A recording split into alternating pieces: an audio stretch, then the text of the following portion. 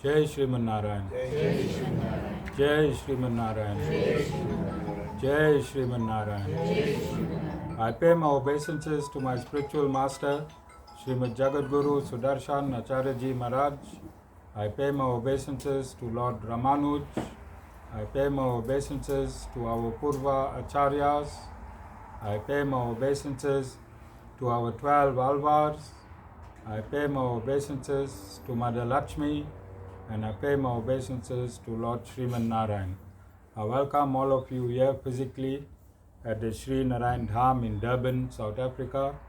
I welcome those that's listening to this discourse locally, nationally and internationally, and I welcome in advance those that's going to be listening to this discourse when it is posted on YouTube and the various groups from around the world subsequently.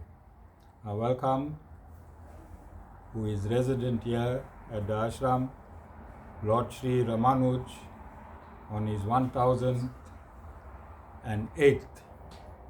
birthday, and I'm going to give you a background today on the significance of this day, not only here at the ashram, but around the world. Lord Ramanuj, who's on my left, this first photograph is 1008 years old today. His body still exists in human form at the Sri Rangam temple in Tamil Nadu, South India. I had the opportunity to live next to this ashram for 6 days in 2018. This ashram is the first and only bona fide and authentic ashram under the lineage of Sri Ramanuj on the African continent. Sri Ramanuj is the most affluent philosopher, scholar and saint in Sanatan Dharma. We call him our Adi Guru. Adi means first. When 1,000 years ago Sanatan Dharma was lost to the population, Sri Ramanuj took his birth to re-establish Sanatan Dharma. It happens all the time. Even now, Sanatan Dharma is lost to the world, is it not? Yes. Is everyone carrying the Bhagavad Gita with them? Who's Hindus? No. If they are not, then Sanatan Dharma is lost to the world. When a Maulana preaches in the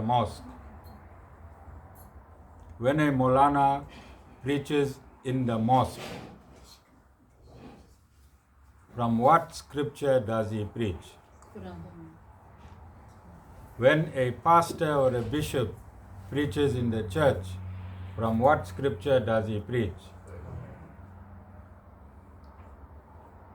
When in Judaism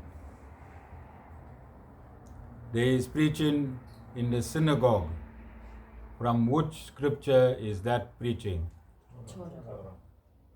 But when you go to a temple, there are millions of temples around the world, is there not?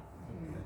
From what scripture does a temple priest preach? From his granny's and grandfather's scripture. Yes or no? So is that authentic? For every system to exist, must there be a manual on that system? Yes. You buy your car, do you get a handbook? You buy your microwave, you get a handbook? Then why is it only in Sanatan Dharma, I don't like to use the word Hinduism because the word Hinduism has no authentic place. Hinduism is not a real word or terminology. It was coined by the Muslims. It's a geographical location. Hindu and Hinduism is a geographical location. How many of you are aware of the imminent war that's going to take place just now in Pakistan and India? How many of you are aware? Most of you? Jay Bhai, how happy are you to see the first bomb land next door? And if you're not happy, tell me why. No, not happy. Yes, because you're sitting next to Khatija. If Khatija wasn't in your life, you would have been jumping for joy when the first BrahMos missile hits Pakistan. I think it's all still human life. And I think it should be part of this conversation today, India and Pakistan, don't you think? Yes. We should be getting involved in this conversation. Because look at how stupid it is. Look at how stupid it is. Let's only look at this incident.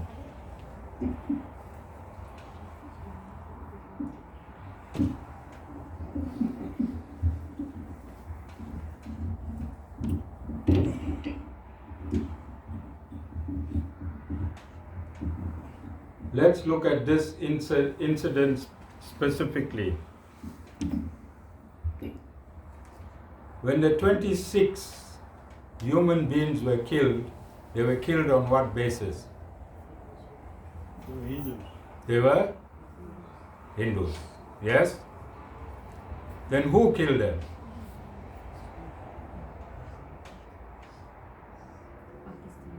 And who are they?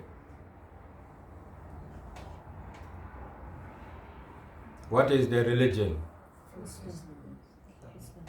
They are Muslim. Yes? Pakistanis are originally who? Hindus. They're killing themselves, isn't it? Under the guise of religion. Why? Because of Misinterpretation. and hatred. Where is that hatred born? Religion. And where is it born? In the madrasas across Pakistan. In the madrasas, you are taught from 5-year-old to hate Hindus.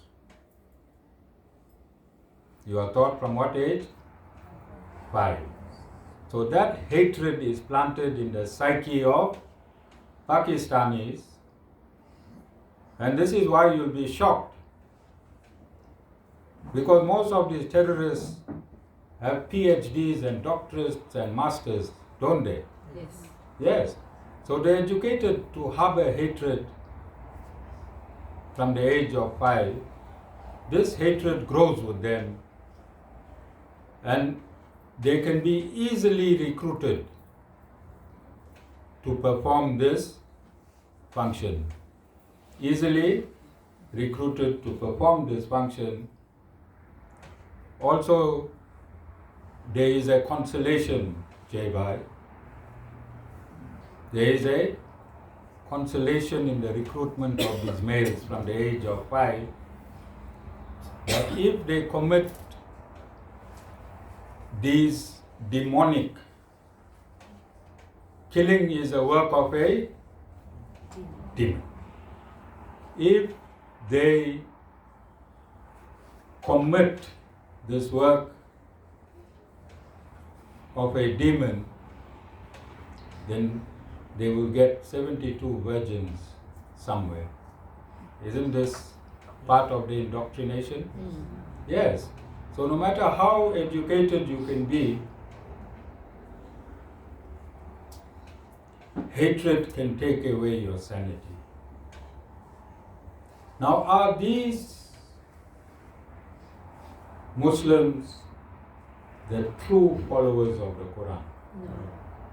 Are you understanding? Because the Quran, there's a verse in the Quran that if a non-Islamic religious institution is attacked, then the Muslim must defend that institution. Do you know that?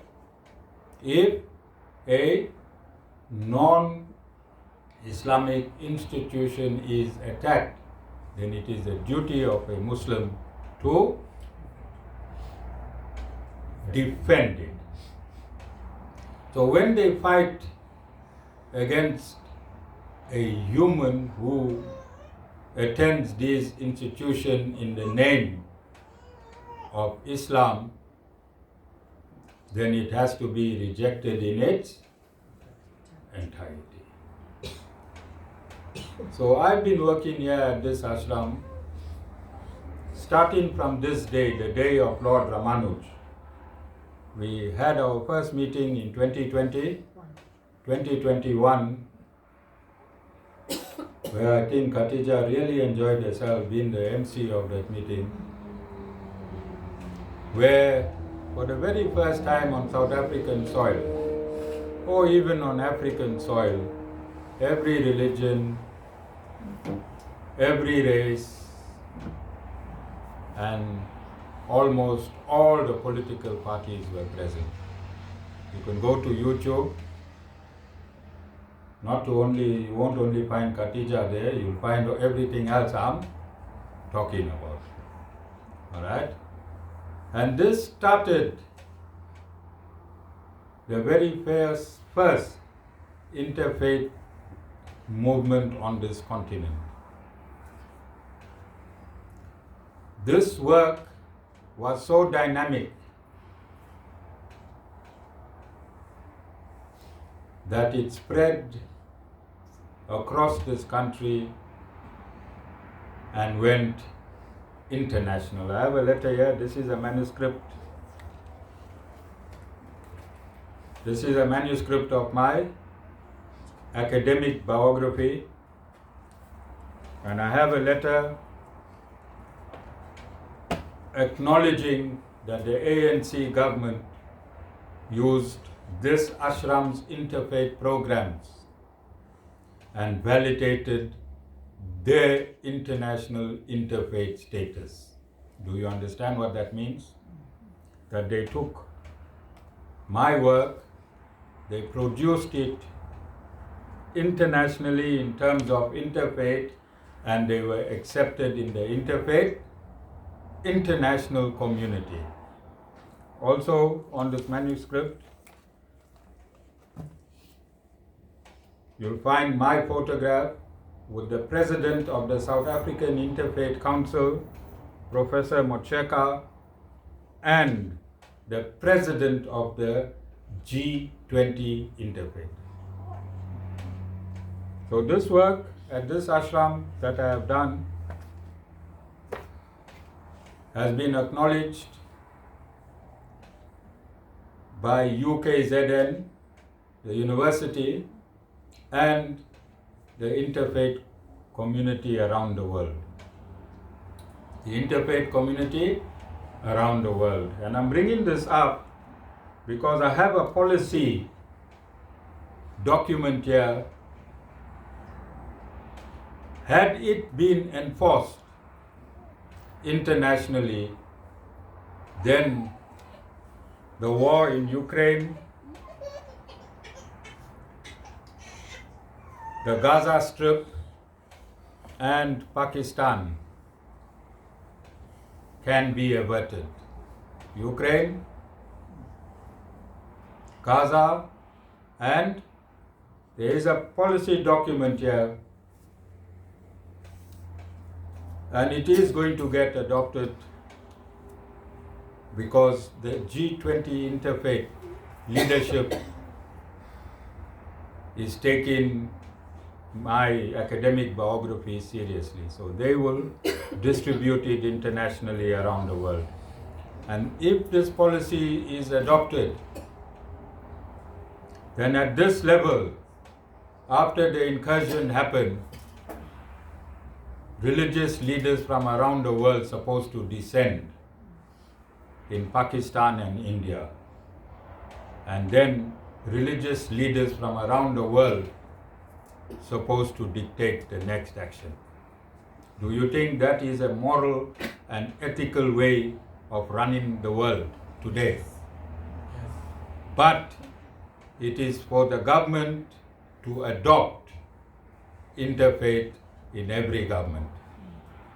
It is for every government around the world to adopt interfaith. And if interfaith is adopted in every government, and if when it comes to times like this, then you need religious leaders, don't you? Yes. Because you need sanity. You need sanity. Sanity need to prevail at this point in time in India. And I think this discussion is relevant because one of the greatest social integrators in India is Lord Sri Ramanuj. 1,000 years ago, he crisscrossed India with this policy framework. I'm just a guru 1,000 years later, using the information of Lord Sri Ramanuj 1,000 years later to re-establish equality for all. To re-establish equality for all. 1,000 years ago, Lord Sri Ramanuj demonstrated that every religion has a right to worship their own. Every religion has a right to worship their own, but respect all. Worship your own, but respect all. And if that is synthesized into government policy from the municipal level, the provincial level, if that is assimilated and synthesized into government policy, and people that come into government and people that are elected into government, they sign this declaration. They sign this declaration that they will respect all and worship their own. By respecting all, you think they would have killed Hindus in Kashmir? So there need to be education, because you can only reach your destination through education. Yes or no? So coming back, what did Lord Ramanuj re-establish?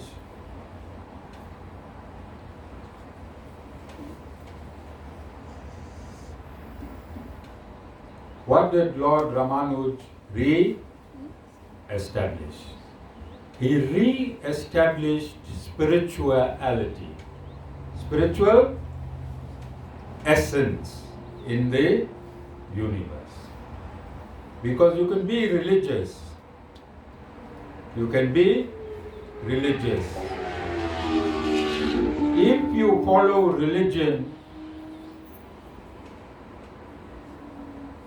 you follow in the outside. And if you follow spirituality, you follow in the inside. In religion, God is there in the sky, in heaven. Yes? In spirituality, God is in your soul. In religion, God is there. In spirituality, God is here.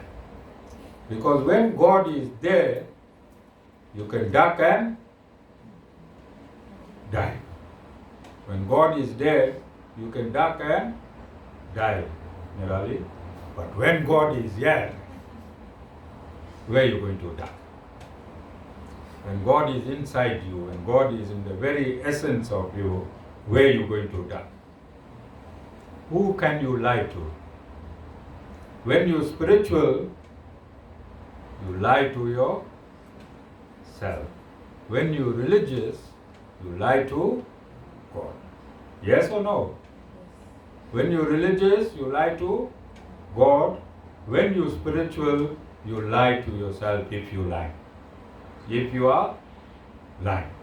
So I want to explain to you, and this is my job. This is my job to explain to you in the simplest way spirituality. So again, it is harder to teach Hindu spirituality than other races. It is harder to teach Hindus spirituality than other races. And I prove this, everything I do. Remember my background. I'm a former military man with training ranked number 4 in the world.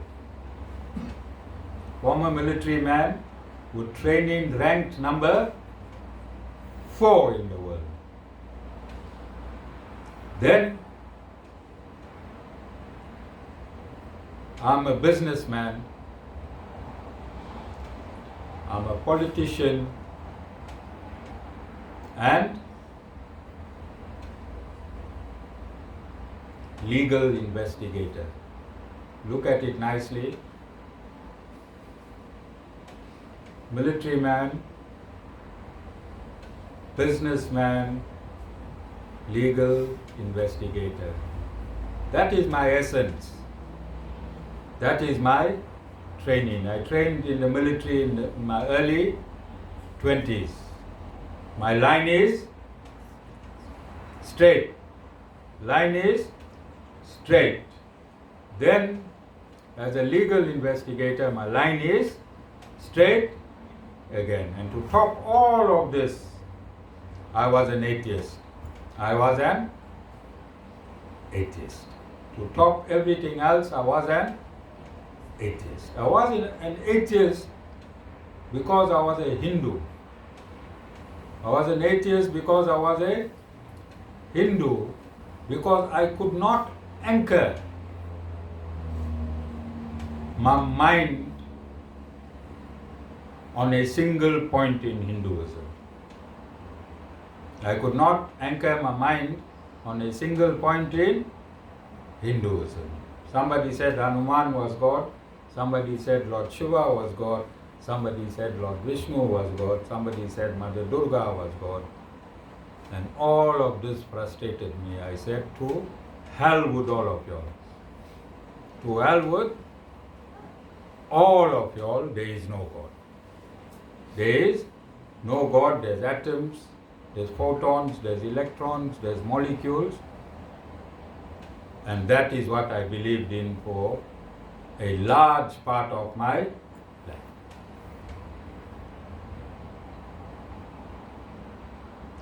So I'm coming into this system, I'm seated here today with credentials. With credentials. I'm seated here because I won't just accept any God to be God. Yes or no? I'm coming from the military, I'm coming from science, I'm coming from business, and I'm coming from atheism. So I won't be influenced by any Tom, Dick and Guru. Any Tom, Dick and Guru to become a Guru. Remember, I chose this property. I was living up the road there. I had an opportunity from there at that point in my life to choose a house in Belito, choose a house in Belito, or choose this dilapidated building. This was a dilapidated building with 20 people living inside here. No driveway. Not one car could park here. There was no flat place. Now you can park 100 cars. This was my choice. To become a guru, I was in a multi-million rand business. I either had to relinquish that business or go to Belito. And I chose, and we were 50, Mataji and I we were in our 50s. We still had a lot of life to live in Belito. We were still fit. But we chose this life. We chose this dilapidated building. We coming from the 21st century. We in business. We living a 5-star life. But we came here with no water and no lights. This building had no water and no lights for 6 months. Mataji should go on her knees and wash clothes there in that bathroom. We should get 20-liter water in drums every day. Vasan should bring one van load of 20 liters every day. And yes, Trini is here, Dana is here when we got this building. Whilst this building was still dilapidated, we built the Goshala. And our life, our spiritual life on this property started from the Goshala. So ask yourself, there are many detractors. Ask yourself, why would an atheist in a multi-million rand business drop everything? And I was in a very high political position, Jessica. Yes, I resigned from politics, a position that I dreamt of for over 30 or 40 years. I resigned from that position to come and talk to you. To come and talk to you. Why would I do that? If this wasn't the real deal. I have the capacity to touch you on your head. And everything can happen. Don't I? I can touch you on your head and everything you desire can happen. If I use that capacity optimally, I can't have service on a Sunday. From the bottom, you leave your cars in the Jondol there and come up. You won't mind your cars getting, because when you leave here, you move with the best of the best. Do you understand?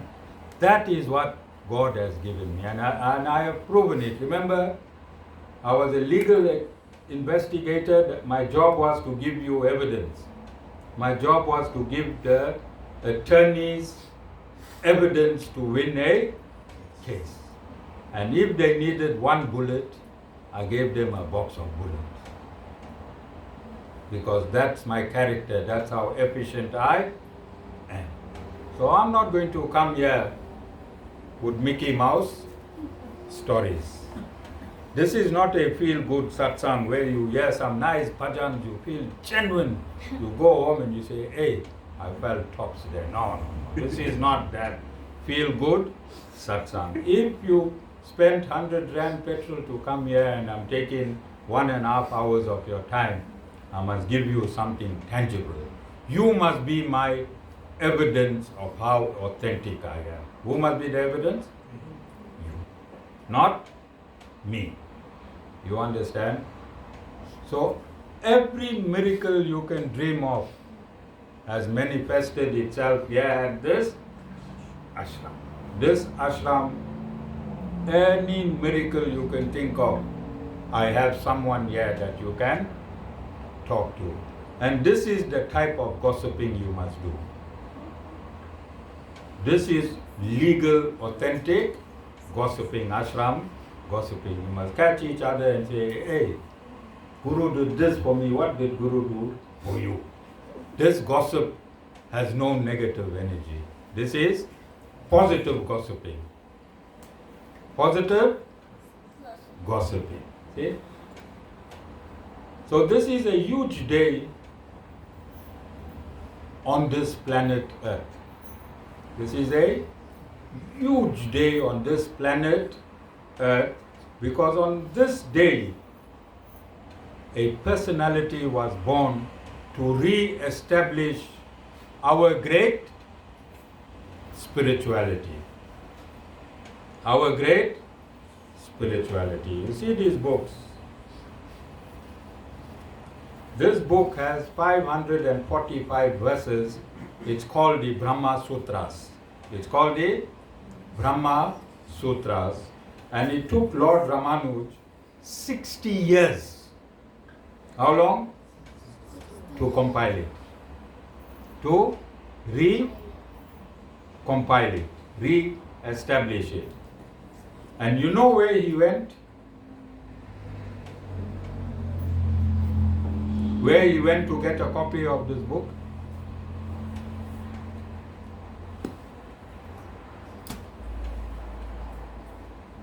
Coincidentally to Kashmir. To Kashmir. The university which held the only copy of this book was in Kashmir. Kashmir was a fully 100% Hindu state. It is named after Saint Kashi Apa, Lord Brahma's son. Kashi Apa.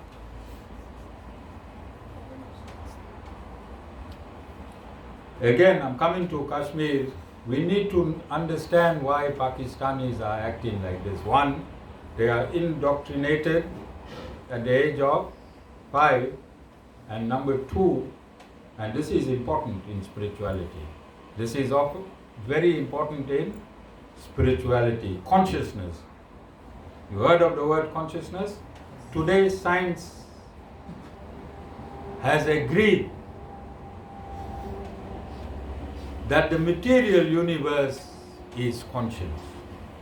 Today, and when I said this in 2017, I said, in my lifetime, I'll see scientists bowing down to the Upanishad. I said this in 2017, you can pick it up on YouTube. And today, not many years later, 3 and 5, 8 years later, scientists are agreeing that the universe is conscious. So let's look at consciousness. How was Muslims born in India?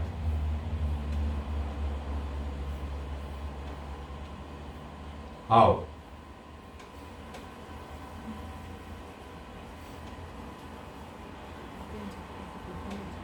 Sorry? The appearance of the Prophet Muhammad. No, Prophet Muhammad appeared in Saudi Arabia. Oh, in India.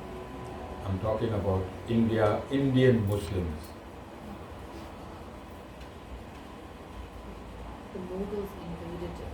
Mughals invaded India and they raped Hindu women. What is the consciousness of rape and murder? What is the consciousness? What is that energy when a woman is getting raped? Violence. Violent, demonic, negative, black, dark energy, yes? Yes or no? Yes. If a woman conceives a child out of rape, what will be the status, spiritual status of the child, the energetic status of the child, the aura of the child? Say violence. Don't. Are you understanding? Now you understand Pakistan. I'm not talking about Muslims, don't get me wrong. I'm talking about Pakistanis. They were born from rape. They were born from rape. Their ancestors were raped. They were Hindus. They were Hindu women who gave birth to this negative generation of youth. Right now in Pakistan, who owns the economy?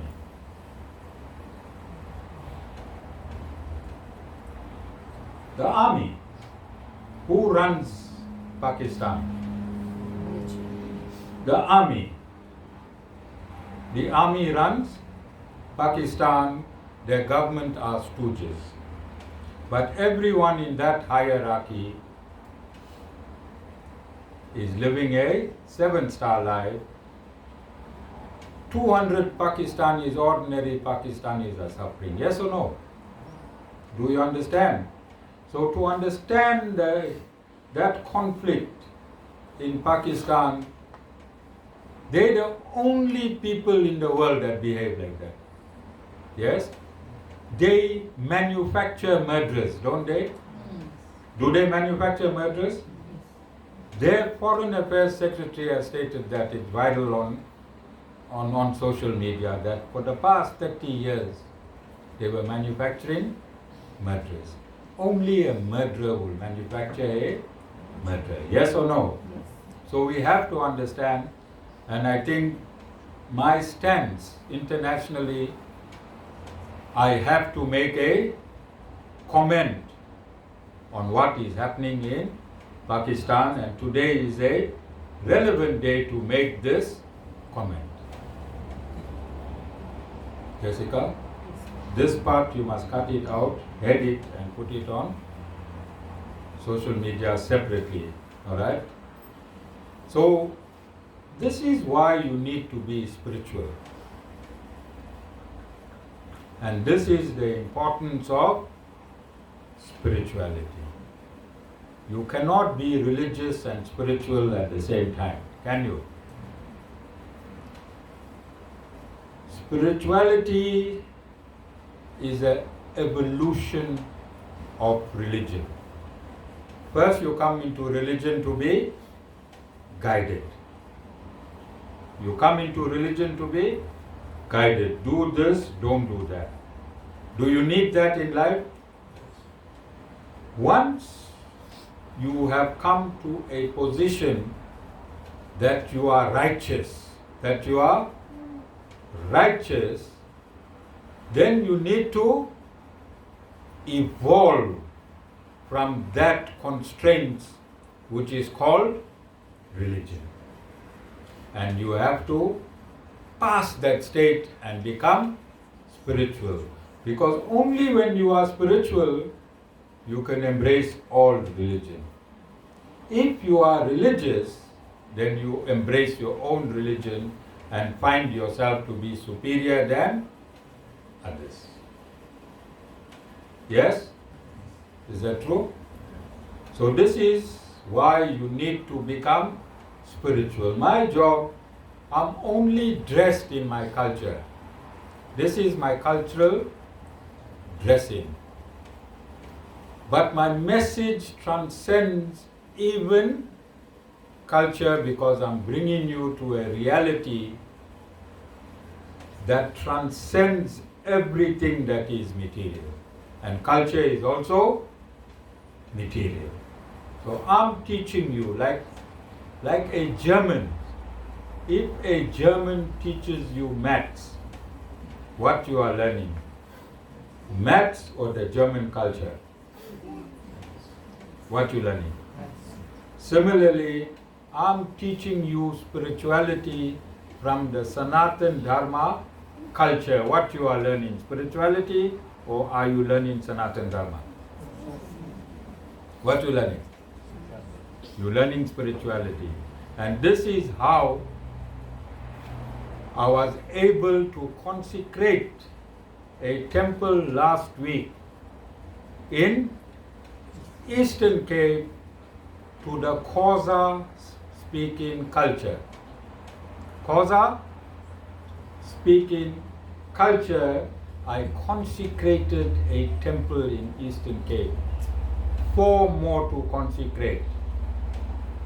4 more to consecrate. Okay? And it was witnessed by 18 of my devotees that took a drive from here to Eastern Cape. There is a book called Ikama Kwamata. Ikama Kamata. That was given to me by the Kosa and the San Nation. And I took that book and I synthesized it with the books that I have, and I found that the spirituality is the same.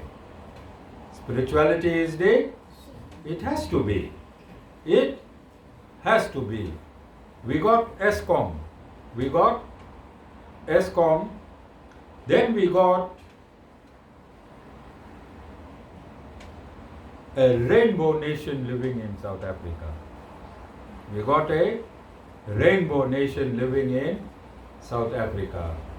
The electrons that gives you electricity. See, everything happening here is electrons running from a copper wire. Yes or no? Is the electron different in a Muslim house? Is it different in a Christian house?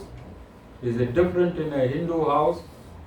Electron is got nothing to do who you are. Electron got absolutely nothing to do who you are. Similarly, spiritual electrons got nothing to do who you are. This body and the soul, this body and the soul got absolutely nothing that synthesizes. Do you know that? The soul is totally opposite to this body. The soul. We are the soul. Like the battery in your car. Without the battery, your computer system can't come on and your car can't be driven. Yes?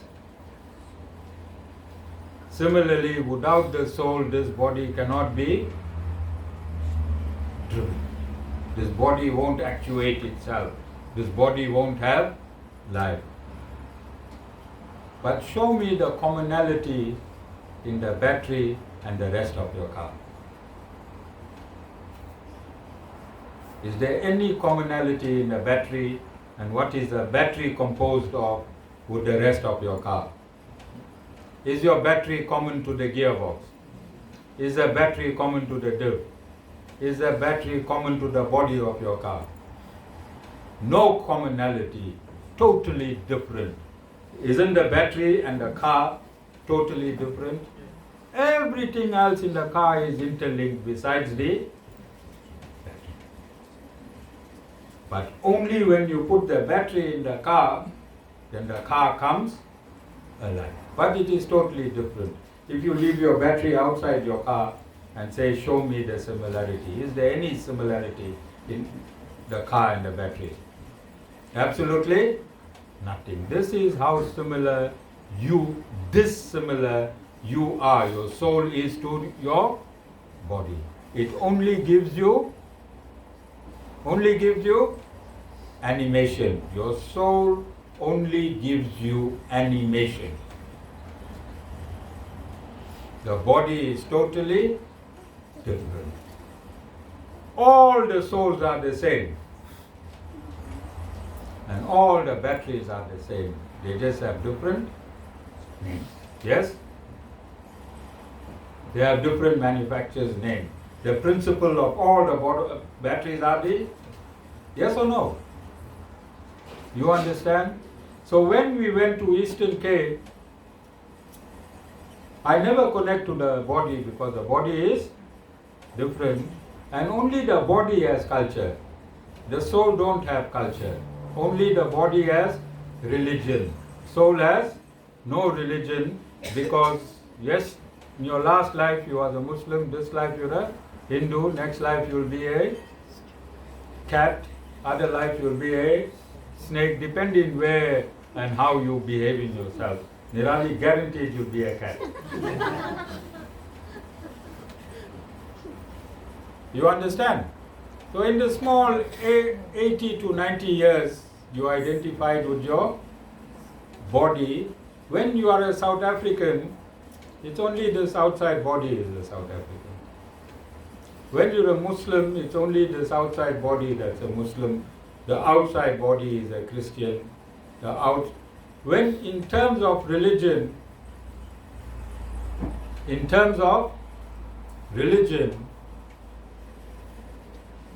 every week you can be a different religious person.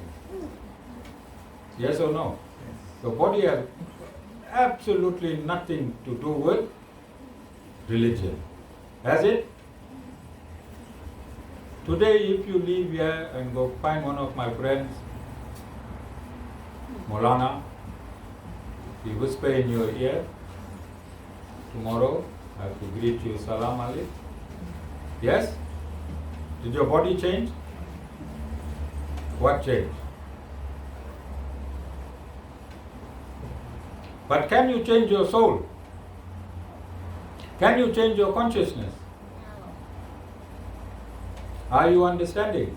So this is my job. My job is to teach you spirituality, and I'm not going to have a lot of followers. Why?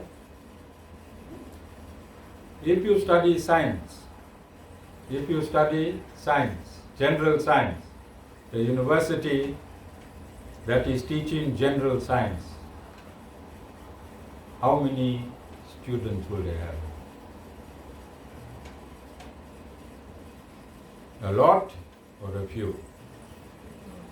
I'm teaching general science.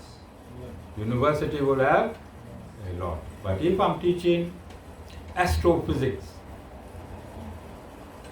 I'm teaching science at the highest level, how many followers will I have?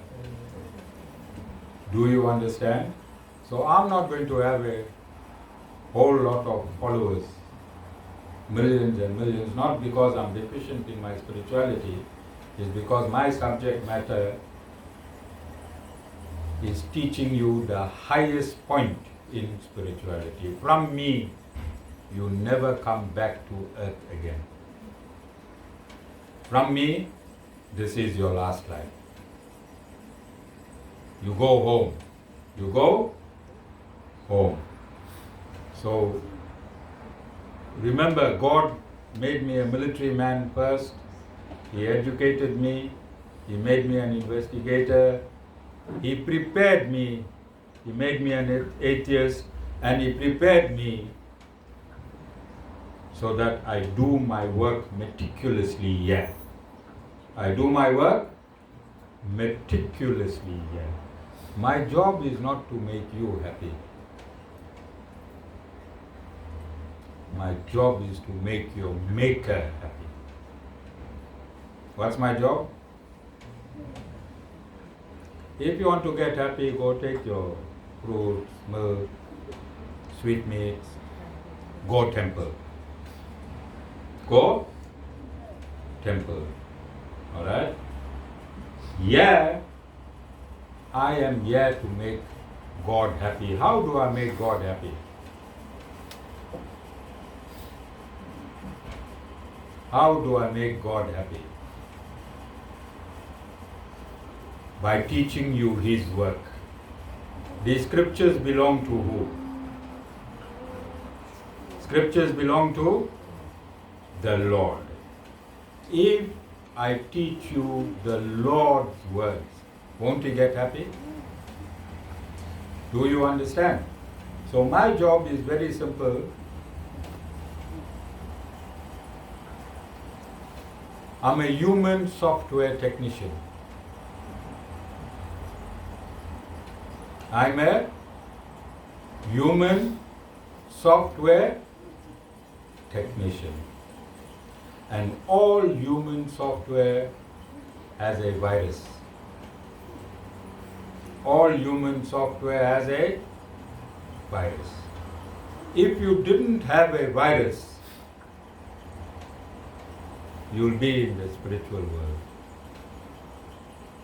If you didn't have a virus, you'll be in the spiritual world. This material world is a world of virus. What are the viruses that's in this material world?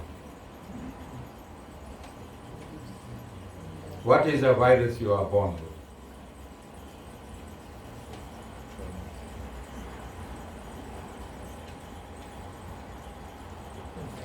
My devotees have no viruses. The negative qualities.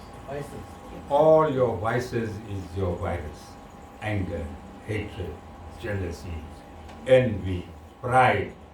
Every human is born with these viruses. These viruses are addictions.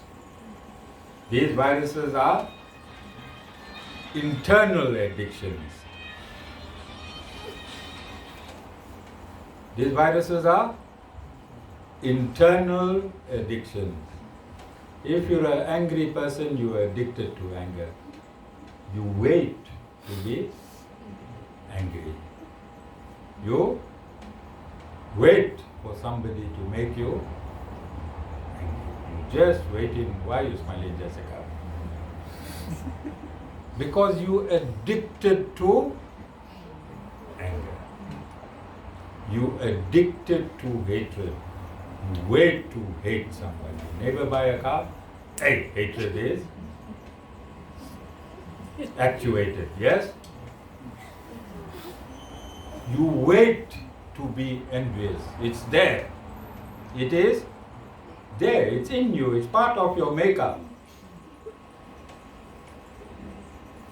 You are very proud. You have a lot of pride. As soon as your son pass or your daughter pass, you want to tell the whole, my son, my daughter, my husband, my wife, my family. Pride. Is it not an addiction? Does a person have pride only once? Does a person have anger only once? Does a person has hatred only once? It is part of their. So as you get addicted with external substances, you are also born with internal these are chemical reactions inside you that take place. Only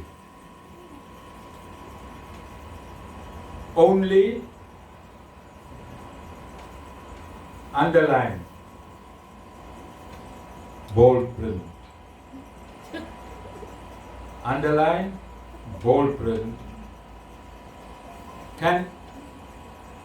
When your computer has a virus, can 100 people have knowledge that the computer got a virus? You tell everyone, hey, my computer got a virus or my phone got a virus. You can't tell 100 people. 100 people can know you got a virus, isn't it? 1,000 people can know you got a virus. Yes? But who is the only person that can fix the virus? The technician who is qualified. The technician who is qualified to fix that virus. You don't take your virus phone and give it to anyone to fix. It's your phone. Or your laptop. You make sure that you find the right person. You make sure this person is qualified to fix your laptop or your phone. Yes? So similarly, your eternal virus, your inherent eternal virus has a name. What is the name of your virus?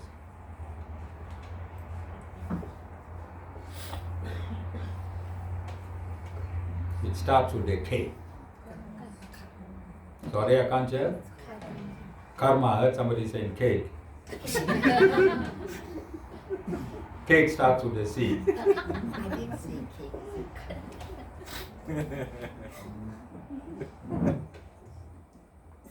Who does not have karma in this universe? Who does not have karma in this universe?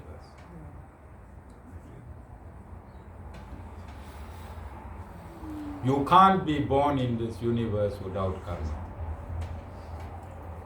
You cannot be born in this material universes without karma. One of your qualifications for taking birth in this universe is karma. Karma is the fuel for the creation of this universe. This universe is created by the collective karma of all living entities. When the Supreme Lord takes the collective karma of all living entities, then he gets a blueprint for this universe. Then he gets a blueprint for this universe. Then there are stages in creation. There are stages in creation. The first stage is the creative stage.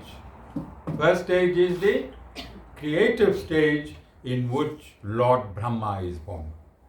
In which Lord Brahma is born. And from Lord Brahma, the rest of this creation is engineered. And from Lord Brahma, the first creation, from the Lord, the second creation, from Lord Brahma, the first creation is the Guru principle.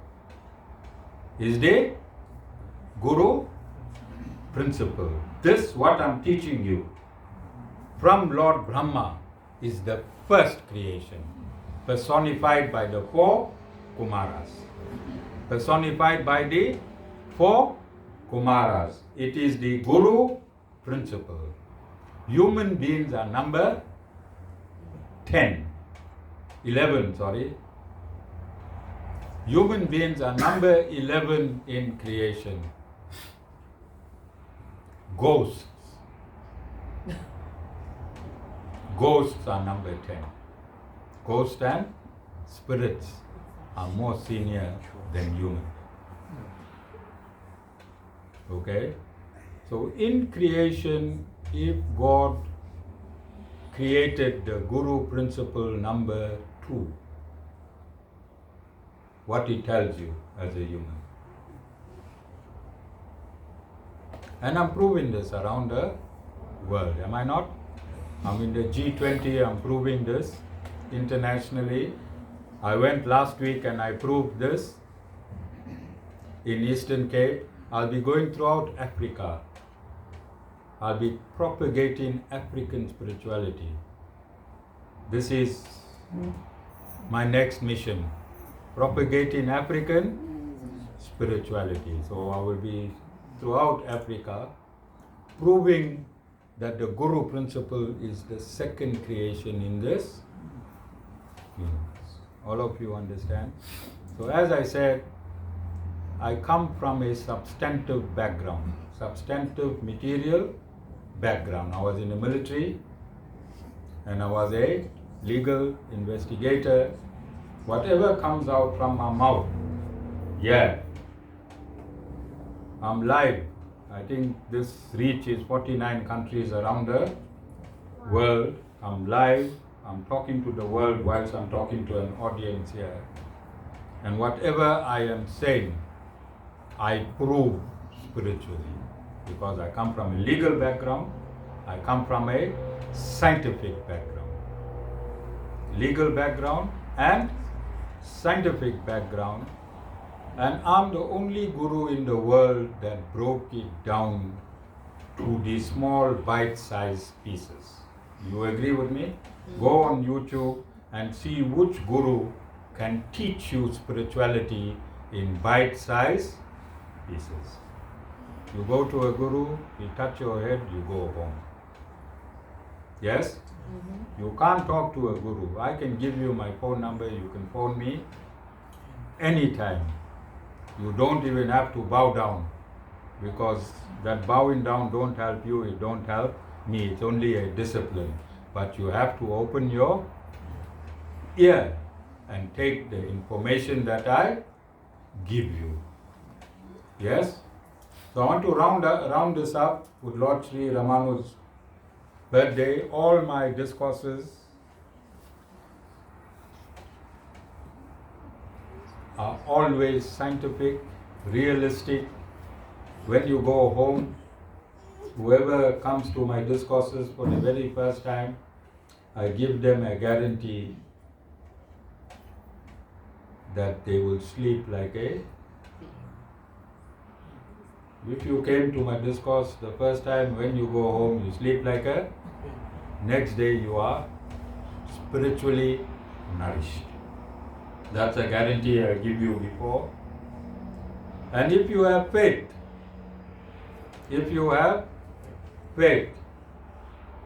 because you have proven you have faith. How many of you traveled in a bus in your life? Put your hand up. Taxi? How many of you went to the bus driver and asked him, show me your license? I want to see how qualified you are to take me from one point to another. Anyone? Got thrown up. Huh? Yeah. Because you had faith in the bus driver who you don't know. You got faith in the Uber. How many of you take Uber? Yeah, you got faith in the Uber driver who you don't know. Yes? Recently, the doctor from Chatsworth, the bogus doctor. Oh yeah. Yeah, Faith in that Unit 1 Heavenside doctor. for 3 years.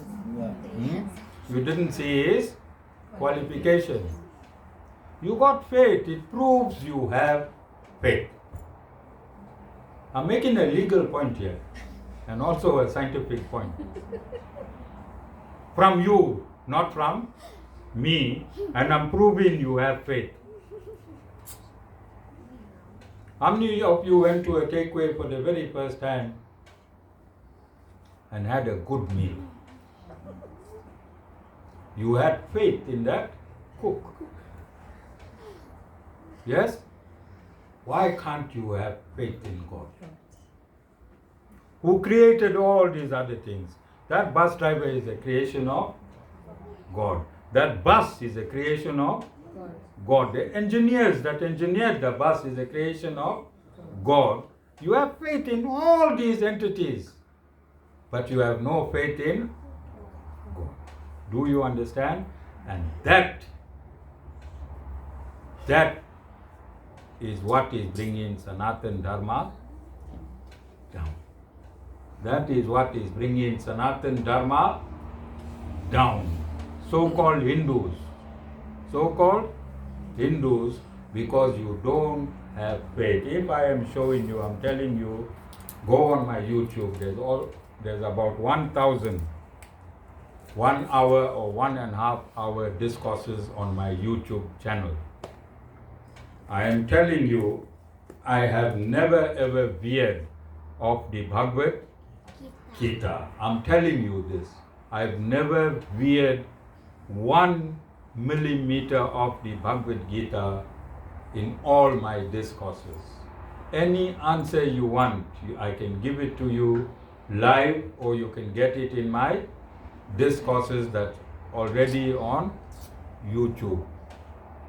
I'm like the bus driver showing you my qualification. I'm also telling you how many passengers I took on this destination.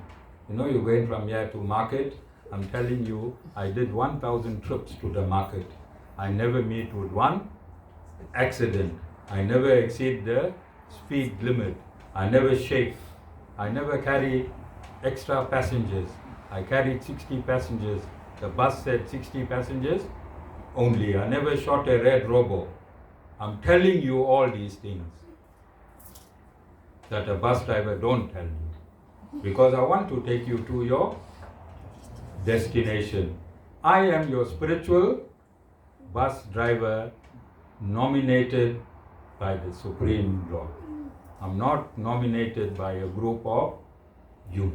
I'm nominated by the Supreme Lord. Then you can ask me, What is your proof that you have been nominated by the Supreme Lord? And my answer is, can you see books all around me? I may look like a very studious guru.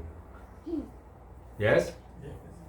Like I by-hearted all these books. If you go in my kutir there, books. If you see here, books. Behind me, books. I don't know Hindi. My material name is Shami Singh. My spiritual name is Acharya Sham Ramanuj. I don't know Hindi and I don't know Sanskrit, and all these books, original Sanatan Dharma books, in what language? Sanskrit. But I know whatever God needed humanity to. How is that possible? Because spiritual knowledge is not researched. Spiritual knowledge is revealed. Spiritual knowledge is revealed. Your soul, you the soul, every one of you have the exact knowledge that I have. Every one of you has the exact knowledge that I have. What is the soul comprised of? What is the soul made up of? Consciousness and knowledge. Soul is made up of consciousness and knowledge. Every soul has the same knowledge. Because if I'm saying all souls are identical, then must not every soul have the same knowledge?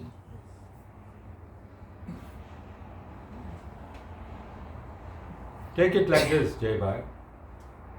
What is amnesia? Forget. Huh? So your soul is in the current state of amnesia. When you go to a doctor and you tell him you have amnesia, what does he do?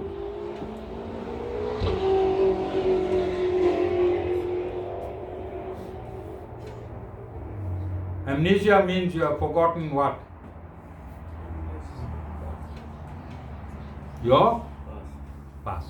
Amnesia means you have forgotten your identity, who you are, and your past. So what is a doctor's job? To remind you of the past. How will the doctor remind you of the past? Photos, events,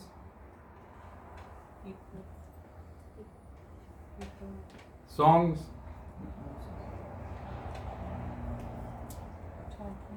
talking. So you all got amnesia. That is why I got these photos here. See all this paraphernalia. You can see that paraphernalia coming from there. Yeah, how many photos can you see? You knew these photos. It's now you don't know. But when you die, you see it again. In between birth and death to your next body, you see everything. You see everything. And when you are inside the womb, in what position are you hanging there? Sorry? Are you there upside down? In the womb? Upright? Do you have a choice?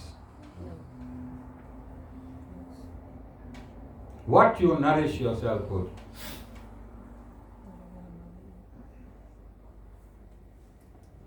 The good food that your mother ate, or the waste from your mother.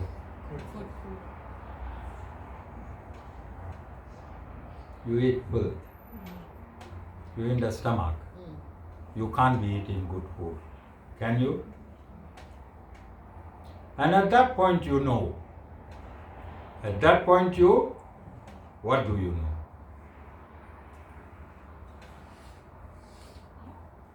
You know everything. You know everything. And you make a commitment to God that this is the last time. This is the last time when I come out of this filth. And make sure I follow all the rules. Which rules? These rules. Mainly the Bhagavad Gita. You tell God, I will follow the Bhagavad Gita. We are in Kali Yuga. In Kali Yuga, you can't learn the Vedas. You can only learn the summary of the Vedas. Because your thinking capacity is very, very, your retention of knowledge is very, very low. We have 4 seasons. We have 4 seasons. Satyug, where man lives for 100,000 years. 100,000 years. Treta Yuga, where man lives for 10,000 years. Dwapara Yuga, where man lives for 1,000 years. And Kali Yuga, where man tries to live for 100 years. So where will your memory be the best?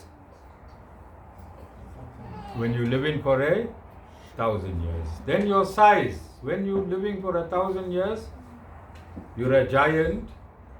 10,000 years, your size is reduced. 1,000 years is further reduced. And now we are this size. You understand? And we can prove this scientifically. Go on Google and find out the size of skeletons that's found on this earth. And you'll see these 3 sizes. You'll see these other 3 sizes. Right now, recently, they found another huge skeleton head size of this ashram. So obviously that head will be from Satyug. Do you understand? So right now, you can't remember where you kept your key, your wallet or your purse last night. You're busy looking here, busy looking there. You think you can learn all the Vedas? So God made it easy for you. God made it easy. He said, I'll summarize all the Vedas in only 700 verses. How many? 700 verses. That's all. And I usually say that whoever is married, and they can be my witness, corroborate what I'm saying, when they get up in the morning, they can prove that their wife speaks more than 700 verses before they even go to work. You can be the proof. There's not a wife that doesn't speak more than 700 verses. And I said, my wife, Mataji, while she's battling to open her eyes, about 100 verses are out already. Alright? So it's not difficult. If your wife can speak the Mahabharata in a day, 100,000 verses, what is it to learn 700 verses? Only 700 verses. The Bhagavad Gita is your manual, on how to live life. Bhagavad Gita is your manual on how to live life on a daily basis. I'm just going to read quickly the message from the Bhagavad Gita for you today. As you know, I open this book randomly whenever I read from the Bhagavad. I don't prepare. I open it randomly, and that random message is for you. Chapter 10, verse 8. I am the origin of all. From me proceed everything. Thinking thus, the wise worship me with all devotion. That is verse 8. Verse 9.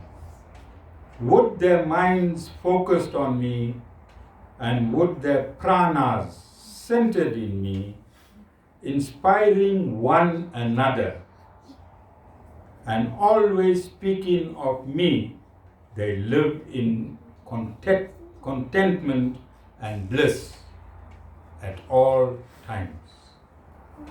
To those who are ceaselessly united with me, and who worship me with immense love, I lovingly grant that mental disposition by which they come to me.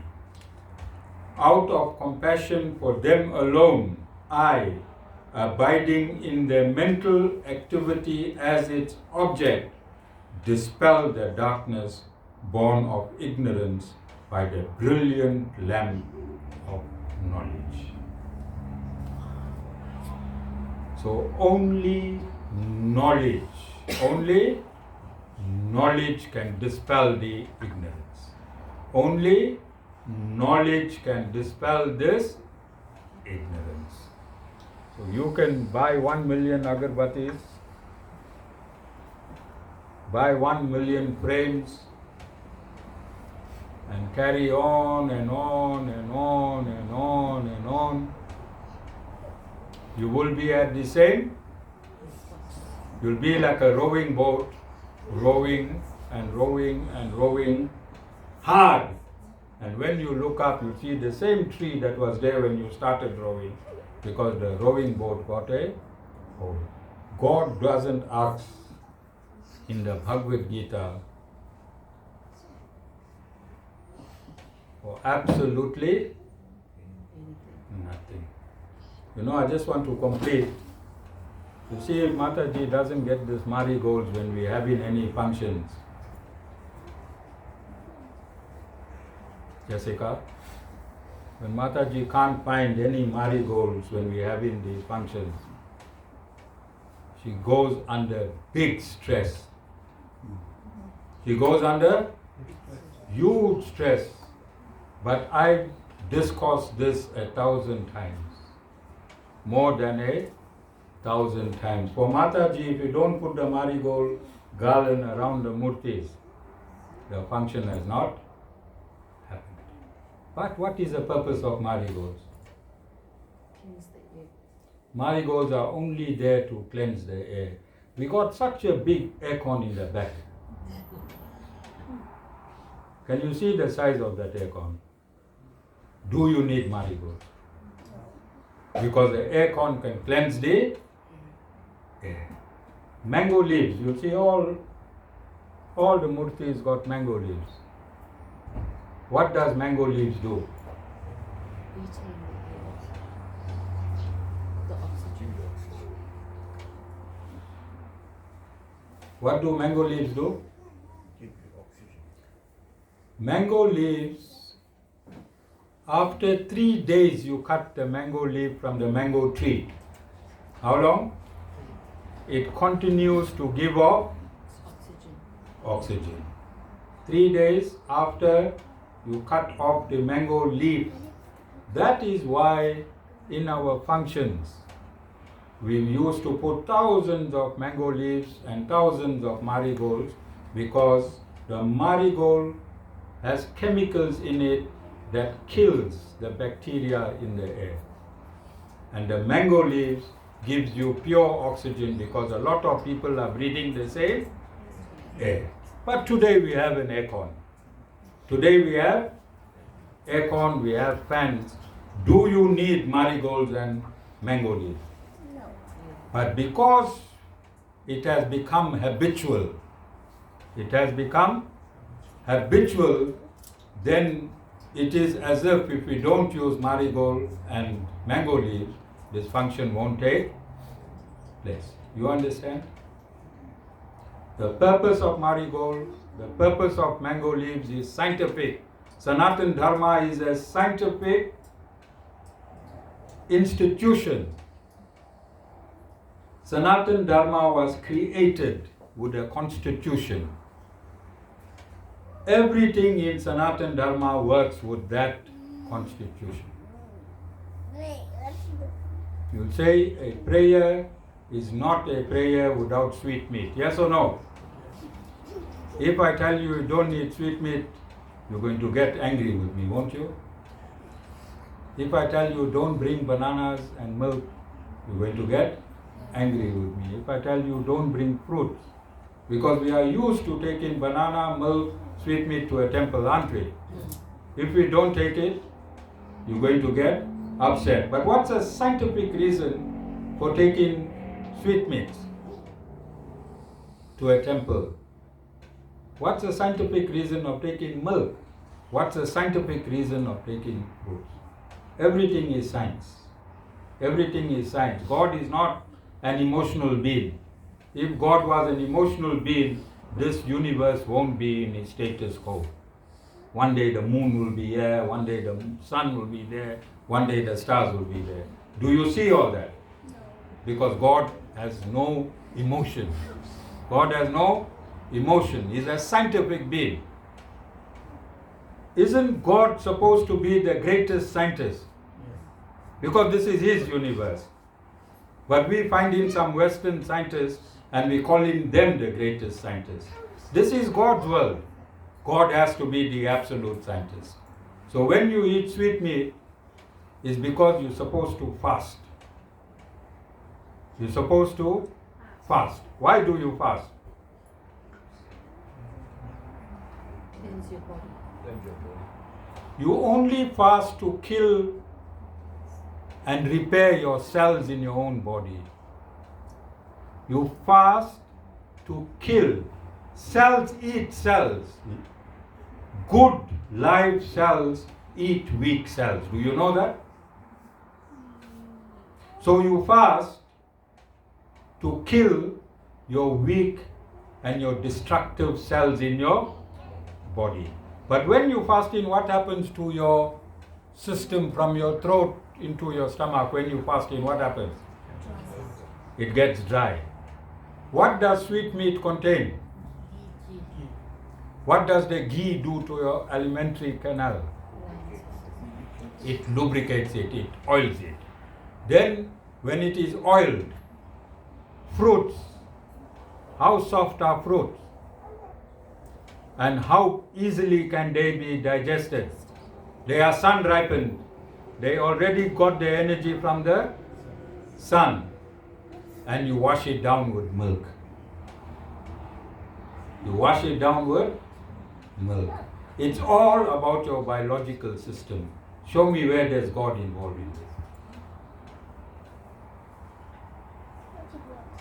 But the saints and the sages, they knew mankind.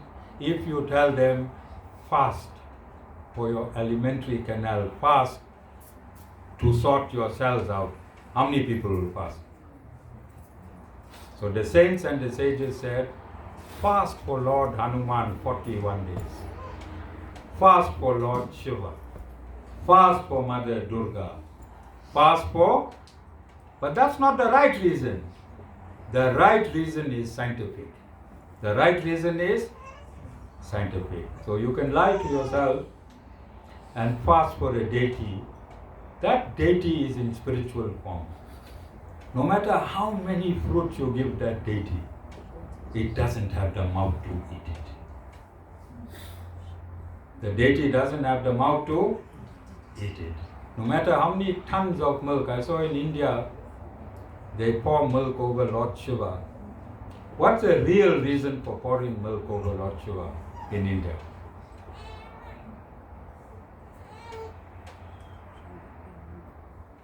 Because in that season, the milk picks up poison. Milk picks up poison, not to kill you, but the milk is not healthy. So in that season, they say, take that milk and offer it to Lord Shiva. You understand? Can you see the science? If you start looking at Sanatana Dharma in its value scientifically,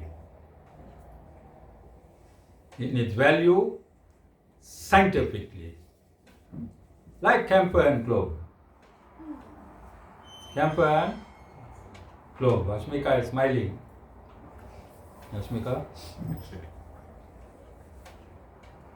When you place cloves on a camphor, if you place it in a certain direction, there'll be combustion and the clove will jump in the opposite direction, yes? So when you go to these temples and they say, hey, what's wrong with you? Then they tell you, you keep the camphor there, they put 4 cloves just to be safe. Have you ever seen a temple man with 1 clove? He put 4 cloves there, he got a chance 4:1. Then he light the clove. He checked you out already. Okay, you got a good car, good job. So the direction of the clove will be how wealthy you are. And then if the clove jump on your side, he'll say you got a very bad luck. Yes? He light it again and he'll show you it jumped on your side. But then you can turn the clove around, it will come on this side. Why is clove used in Sanatana Dharma? Why is camphor used in Sanatana Dharma? What is the right usage of camphor and clove in Sanatana Dharma? Is to kill the virus in the air. Kill the virus in the air. But what this temple man is doing? Tell me, our Supreme Lord who created the universe, how big the universe is. How big this universe is. Look at everything that's happening in this universe. Will he reduce you to a clove? Will he reduce your livelihood to a clove? A creator that created this universe. I'm asking you, is it logical that a clove will determine whether you get in the job tomorrow or not? How do you get the job?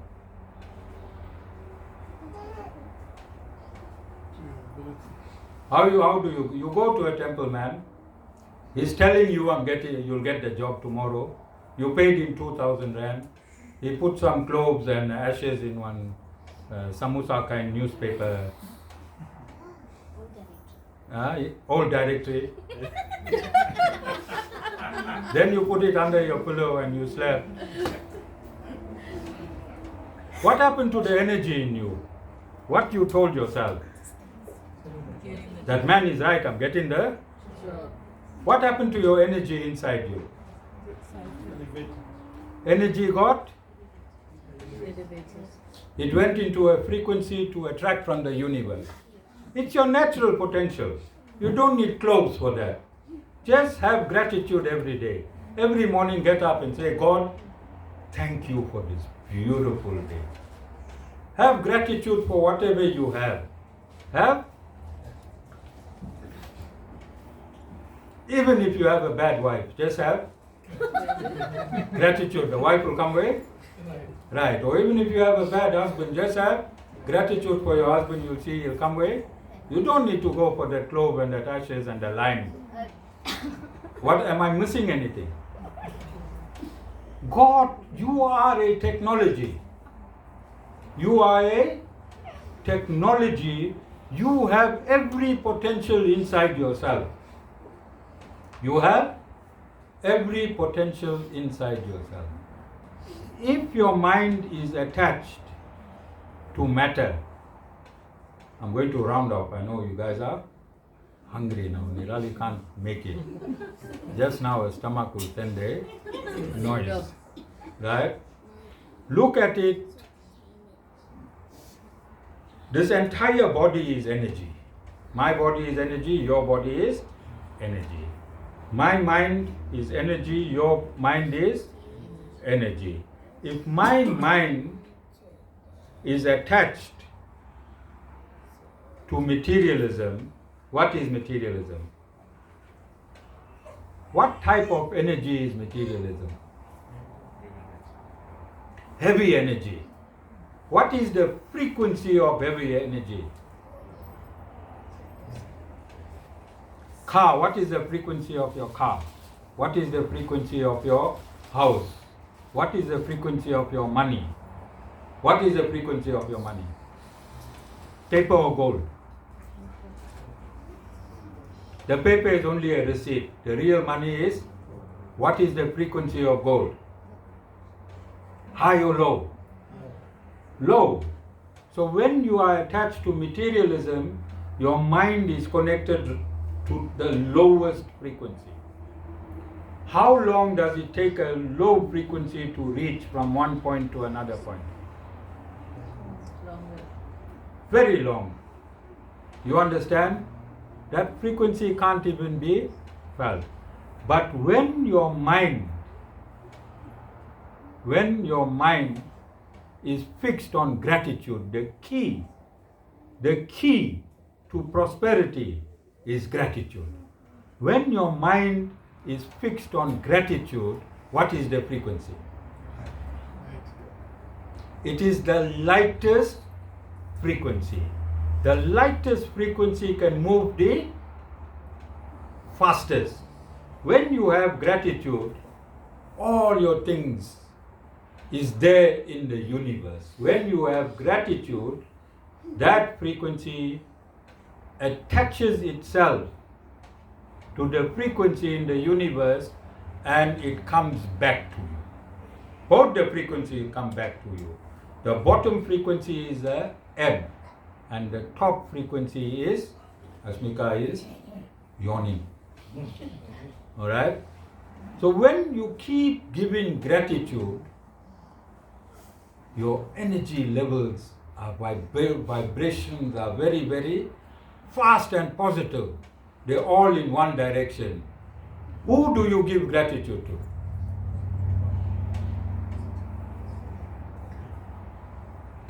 God. In any religion, you give your creator gratitude. If you have 1 rand, you give gratitude. What happens to your energy? Can you feel it as I'm discussing it? Gratitude. Gratitude. Can you feel it?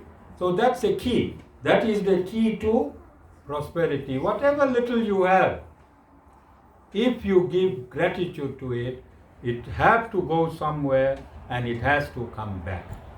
If you study science, you see there's 2 particles rotating identically, one here and one far away in the universe. Go and research. Quantum mechanics, go and research. So when you give gratitude, there's another particle there ready to send to you. Identical. And that particle is called our Devis and our Devtas. Devis and Devtas, our cosmic administrators. We have 330 million of them. They are ready to give you when you are ready to have gratitude. Is it scientific? Does it make sense? Compared to everything that you do? Yes, if you want to light camphor and clothes, it's fine. No problem. The air in your house will be clean. Don't only light it in your temple, bring it around. Alright? Please learn all of this thing. I'm not making a mockery of Hinduism, but this is what it has become. Okay? And I'm going to just ask you a simple question. We are all seated here today. I'm going to ask you a simple question. If there are 2 ships at the Durban harbor, and if there's an advert in social media, because we in technology age, that leave your family, jump in this ship, I'll take you to a place and make you a rich man. Who will jump into that ship? Will an educated man jump in the ship? Will a religious man jump in the ship? Will a spiritual man jump in the ship? Or will that who's the lowest in society, he can't do anything, he'll jump in the ship? Who will jump in the ship? Forest. Huh? The lowest. If the lowest in society jumps in the ship, what intelligence does he have in terms of religion and spirituality? Will a religious person jump in the ship? Will a spiritual person jump in the ship? Who will jump in the ship? When he goes to a country and he starts teaching his children, what will he teach his children? This is what happened in 1860. This is what happened in, who you think jumped in those ships? And this is why Sanatan Dharma is in corruption. Because they didn't come here. Did any of them come with the Bhagavad Gita? No. Did they come with the Vedas? What they came with? A very low mentality. They would have been the lowest of the lowest to leave India and jump in the ship. Yes or no? I'm speaking the truth. We have to face this reality. Because we learned from them, didn't we? Whatever we know religiously and spiritually, because I come across all this all the time, they say, Guru, we can't follow you because we have to follow what our parents did. Then if you trace back to the parents, does it not land in 1860? Then you don't check that character? When they came here, what their minds were, when they came here to be top professional businessmen. But when they came here, what were the mental consciousness converted to? Duress. They were slaves. They're supposed to be businessmen. What concoctions you think would have went to the mind for them to survive? And that is the concoction that spread throughout South African Hindus. Is it not? Is this not a reality? Is this not scientific? Must we not examine this? And I've been saying this for a long time, and I want to end with this on Lord Sri Ramanuj's birthday. When your mother and father told you don't drink, did you listen to them? No. When your mother and father said don't smoke, did you listen to them? No. When your mother and father said don't wear mini skirts, did you listen to them? When your mother and father told you all the negative things not to do, we did not listen to them, did we? But when they tell us that one thing, this is the only way, we listen to them. Does it make sense? Who taught you maths in the beginning? Who taught you 1 + 1? Your teacher or your mother? Who taught you time? Your teacher or your parents? But when you went to university, did you tell the professor, no, I don't want to learn your way. I want to look at time my way, how my mother said, big needle on 12, small needle on 3, for it to be 3 o'clock. Did you tell your professor that? No, you see in electronic time now. So similarly, whatever you learned from your culture and from your heritage and from your ancestors and from your parents, if it's not in line with the Bhagavad Gita, who speaks in the Bhagavad Gita? Then you are saying that your parents, your grandparents, your great-grandparents is superior than the Lord. Yes or no? Logic? Because we acknowledge that the Lord is speaking in the Bhagavad Gita.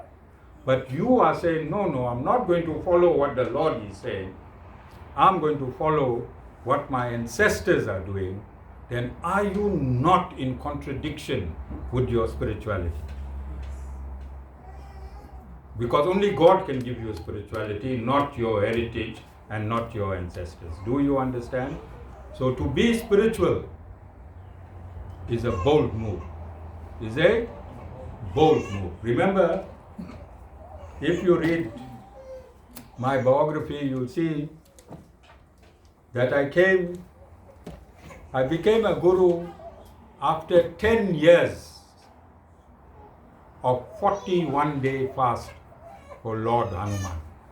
I became a guru outside 10 years, 41-day fast of Lord Hanuman.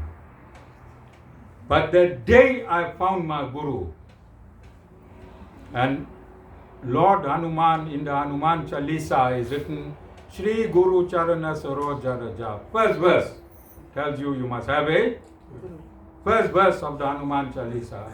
I came home the day I found my guru. I came home, I put my two hands to our jhanda place, I uplifted the two jhandas and I took it and I left it one side. And see where I am sitting today, I'm teaching the world. Did I offend Hanuman Baba? No. Once you find your guru, remember you can't look for a guru. Guru finds you, any part of the world. I've got devotees all across the world. You read in my biography. You can't find the guru. The guru finds you. When you find the guru, then you must empty your mind. You must empty your mind. If you got a pail, a bucket of water and you open the tap, what happens to the water from the tap? Overflows. Yes? But if you empty the bucket, what happens to the water from the tap? Guru is your tap. Guru is your tap. Whatever you learned when you come here to this door, unlearn it, sit here and take what the Guru is giving you. Guru. And you must find a Guru that is authentic. There are many, many Gurus. If a Guru is not in the Bhagavad Gita, then he is not a Guru. If a Guru does not know the Bhagavad Gita, he can't be a Guru. The first qualification of a Guru is that he must know the Bhagavad Gita in and out. And you can ask me any question live. Anyone in the world can ask me any question now. Or sitting down here. I must be able to answer spontaneously. I mustn't go in my room, find a reference quickly, come back, put TikTok on, and say I got the answer. I must answer you now. I must answer you now. If a Guru can do that, then that is a true Guru. If a Guru can't give you answers, what's the purpose of him being a Guru? If you go to your law professor and you study law, that professor must be able to give you constitutional law, statutory law, criminal law, and criminal procedure of his. Yes or no? So a Guru is a spiritual teacher. He is a professor of spirituality. Guru is a professor of spirituality. Don't come and ask me what's in this wallet. How much I got in my wallet. Don't come and ask me a stupid question like that. Ask me spirituality. I'm a spiritual Guru. Ask me spirituality. Do you understand? I'm not a magician. I am a spiritual teacher. I'm not a magician. Do you understand? So I hope this message goes home, and I hope you take something. You see, when I first met my Guru, I was eating meat, I was drinking, and I was smoking 100 cigarettes a day. And every second language, every second or third word was from France. Alright, every second or third word was from France. And this should talk to. And this. This should talk. It had its own language. This should talk. I think people's ears are still ringing after this 15 years. Because remember, I come from the military. But when I saw my Guru for the very first time, my guru was late for 1 year. I met my guru who passed away. I only met him 1 year after he passed away through a photograph. I am today who I am. Whatever is in my biography, it's from my guru, who is not alive. Who is?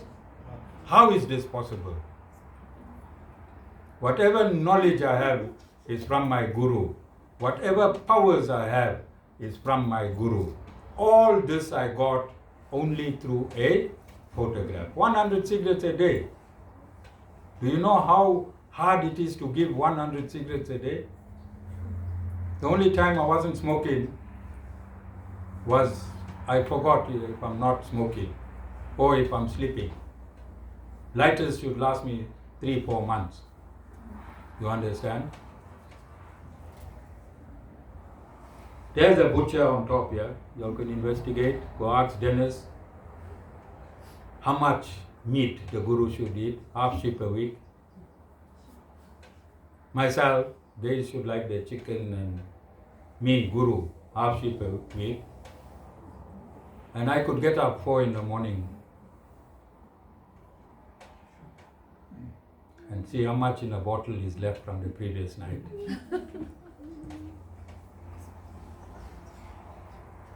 Naveen? Get up 4 in the morning, turn this side, pick the bottle up. I'm coming from there. Do you understand? All of you understand? So your guru must be able to speak the truth. See, I'm living here in Wales for 50 years. I think just over 50 years. My doors are open, anyone can walk in. Isn't? Jay? Yeah. And I'm on social media, everyone can see me. Nobody is surprised that I'm a guru. Nobody is surprised that I am a guru. You understand what I'm saying?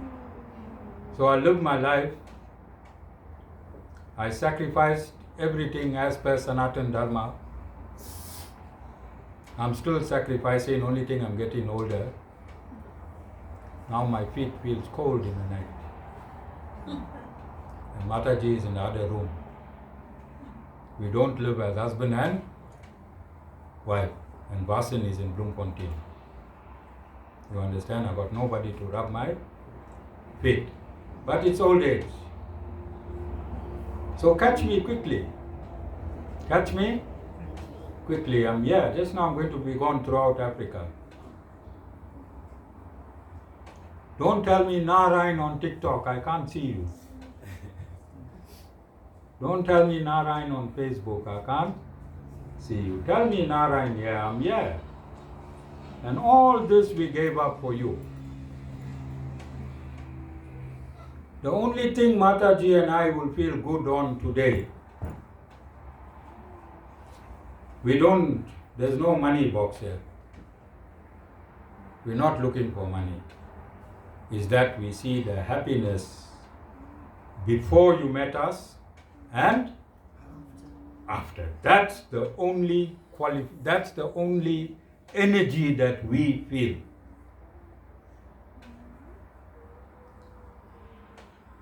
Avir and Ashmika, how long you're here? 3 years. 3 years. I gave them a terrible spanking on everything I do is live. On this live, Avir got a terrible spanking, Ashmika got a terrible spanking. In the private life as well, I didn't play with Ashmika, I didn't play with Avir. But you know what? Today, they're going to come into the Ramanuj tradition. Today, they are taking initiation.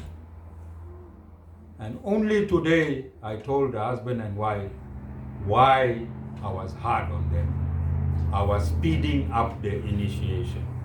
If you can stick the guru's nonsense, then you deserve to be initiated. They stuck the nonsense, and it's great because they take in initiation as a husband and wife. Yajwan is the only one in the family who's not taking initiation. He's 5 years old. He said, Mom, I like to take initiation, but what about my chicken? So maybe by next year he'll give up his chicken, he'll become a vegetarian, and he'll be able to take initiation. So this is how this program works. This is what spirituality is about. Ultimate spirituality is to leave your body. This must be your last lifetime. The ashram is a via medium for your liberation. This ashram is a via medium for your liberation. Don't come back here next lifetime, because Guru and disciple is eternal. What does that mean? Guru and disciple is eternal. What does that mean? The Guru will always be a Guru. I didn't become a Guru because it was a fashion. I was a Guru since creation. Every lifetime I come, my followers will come with me. And I'll tell you all in the next lifetime, Khatija, that the people in Eastern Cape is already with Lord Narayan. People in Eastern Cape already with Lord Narayan 500 years. In 500 years, all of us are going to come back. If you do not liberate yourself. And I'll remind you, you'll see those people in Eastern Cape will be with Lord Narayan. Are there any questions? Any question on social media? Any questions here?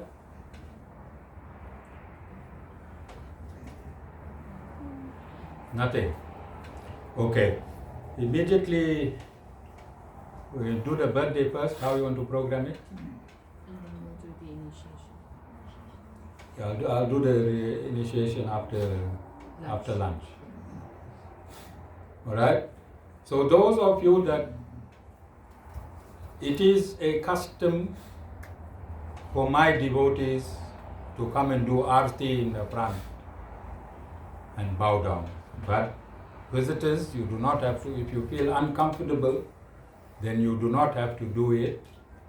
Remember, I was an atheist, so I can never get offended. But if you find you want to do it, whether you do it or do not do it, does not upset the Guru. Whatever you do, you must be comfortable. But whilst we are on this topic, why I said nothing in Sanatana Dharma is done for nothing. So when you come down and you wave your light at the Guru's energy is Suddha Sattva. It means the energy of the Guru is absolutely pure. And when you stand in front of the Guru, we exchange energies. By you standing there, I take your energy and you take my energy. Whatever ailments, whatever energy that's vibrating wrong with you, I absorb it. And I give you my energy. That is why you say, hey, I came to the ashram, I'm feeling genuine. Because it was a transaction. That's number one. When you wave in your light, we're exchanging energies. And you know anything that you hold here, if I hold water here, what will happen to the water? It will go down. So the Guru has this at the back of his head. This is an antenna, like your radio antenna, like your TV antenna. This hair here receives all the energy from the universe. Then the energy goes downwards. It has to go downward. It enters the Guru's body and the energy goes down. And where you think the energy will come out? It will come out at the feet. So when you touch the Guru's feet or the vicinity around the Guru's feet, what you are doing? You are absorbing energy. You're not wearing shoes here. You all left your shoes outside when you came. The reason we do this is that the floor has energy, electrons. When you come to a place like this, the electron permeates you directly. There's no other reason to leave shoes out of temples. What they made now is B-U-L-L, bull.